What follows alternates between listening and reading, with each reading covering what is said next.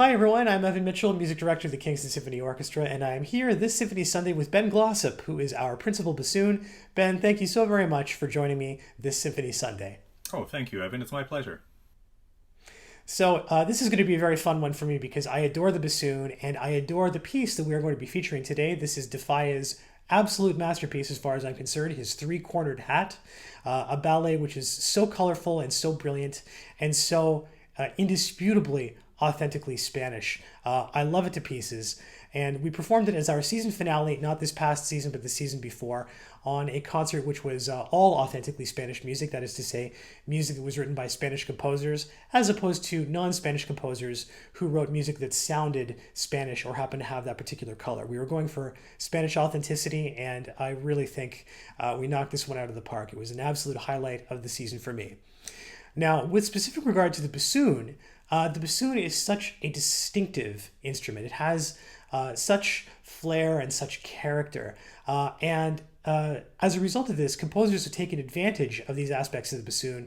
And whenever there is a comical character that's being depicted in, say, an opera or a ballet, someone who is prone to some physical comedy, or maybe someone who is just ridiculous, or someone who's had a little bit too much to drink, that music that accompanies this character often falls to the bassoon. It's almost exclusively the bassoon's domain. And I imagine that's actually very difficult to do, this really singular thing. So what is it like as a bassoonist to bring these particular characters to life musically?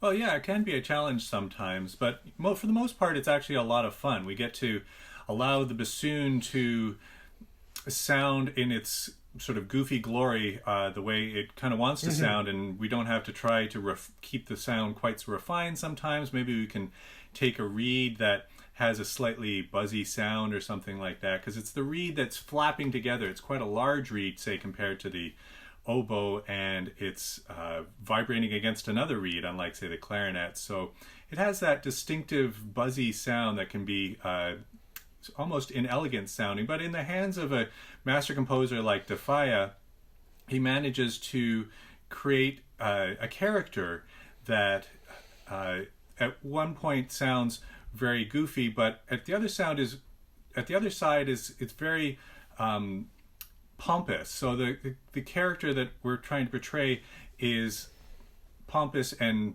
idiotic. Can't think of anyone like that, possibly.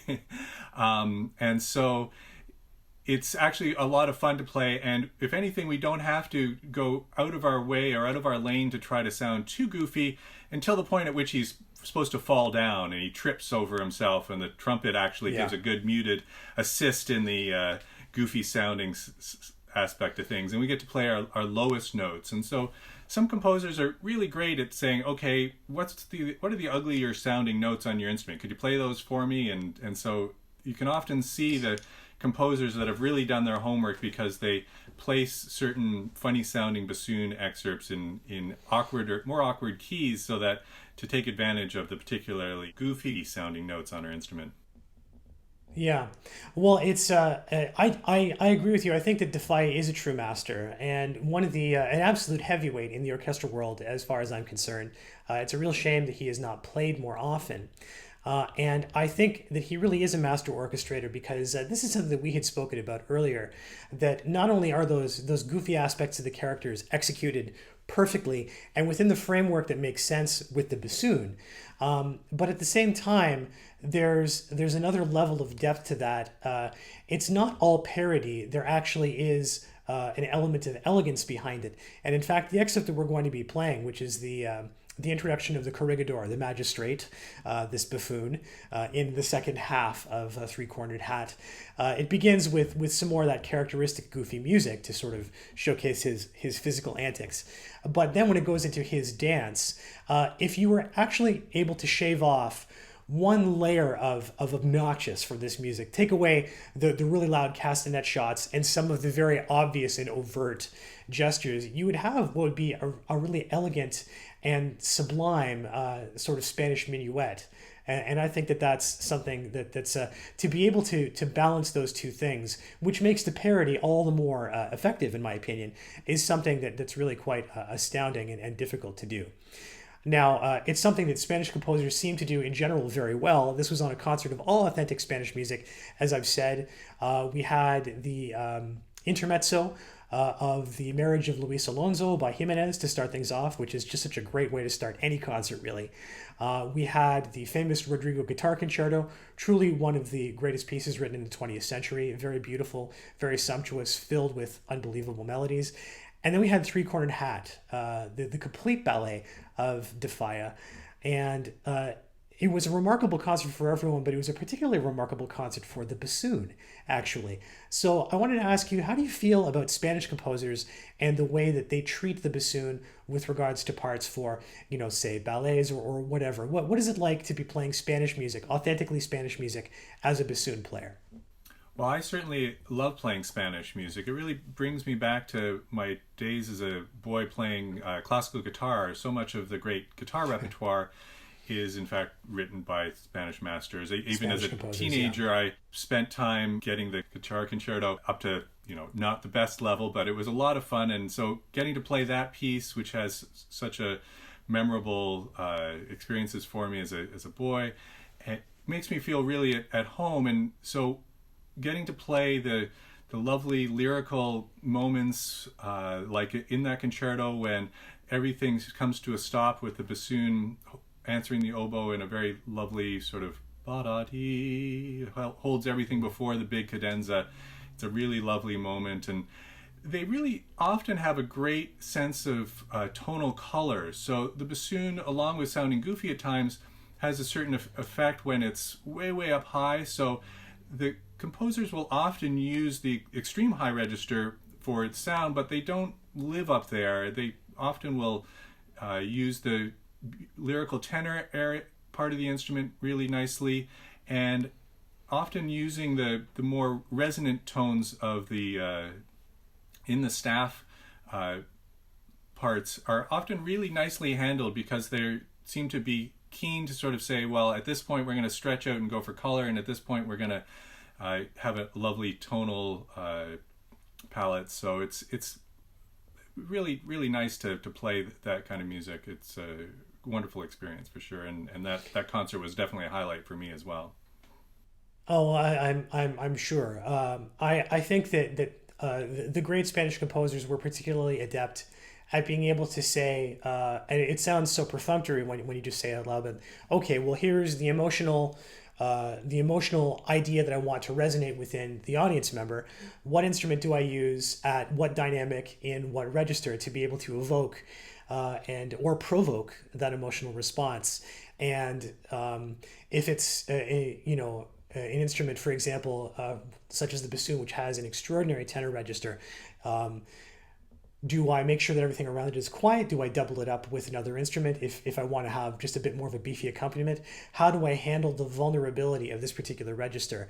And I think that it really speaks to the craft of these great composers, that they're able to use what is essentially a very technical understanding of the instrument to translate into, again, an emotional response. And that's part of what really I find attractive about Spanish music. Now, the suites of Three Cornered Hat are more often played than the entire ballet. The entire ballet, complete, seems to be relatively rarely performed as a concert offering for orchestras, and it's a real shame, because it's just stupendous. It's one of my very favorite pieces of music, actually, in all of the repertoire. I'm fairly certain, I'm about 90% certain, having gone back through some years in past program records of the Kingston Symphony Orchestra, that this was the first time that the KSO had played Three Cornered Hat in its entirety. And it's a very tough piece. So I was wondering, what were the challenges for you as a player going through this relatively unfamiliar music that can jump from character to character, tempo to tempo, and atmosphere to atmosphere at, if you'll pardon the pun, the drop of a hat?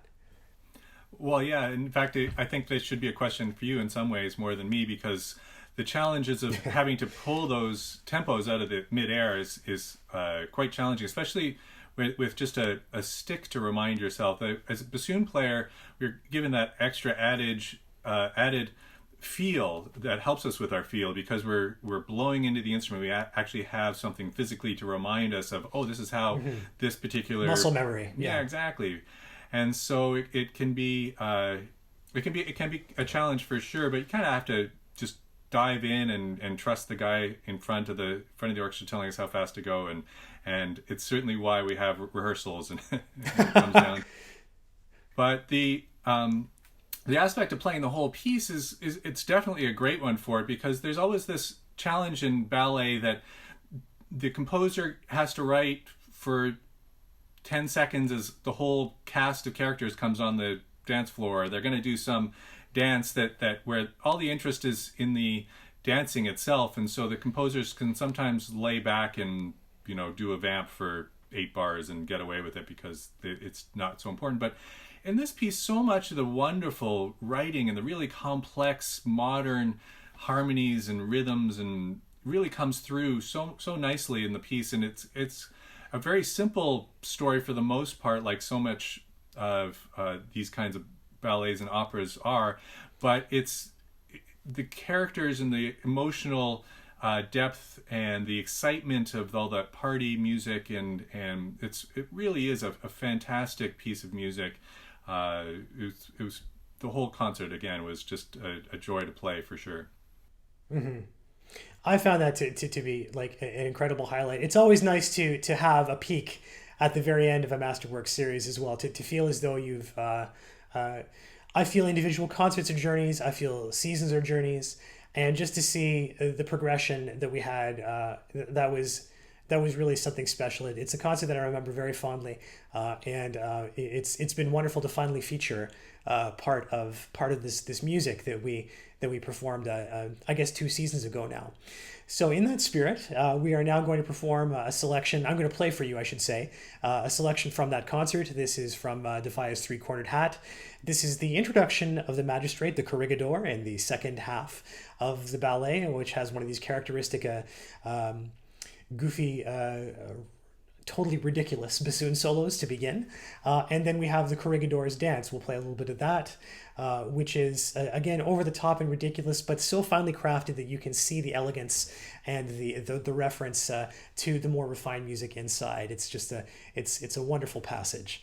Thank you so very much, Ben, for joining me. It's been a delight, as always, to speak with you about music, and look forward to the point in which I'm going to be able to see you face to face, and we're back on stage performing together again. It's really something I think we're all looking forward to. I'm truly looking forward to it as well, Evan. Have a great day. You too.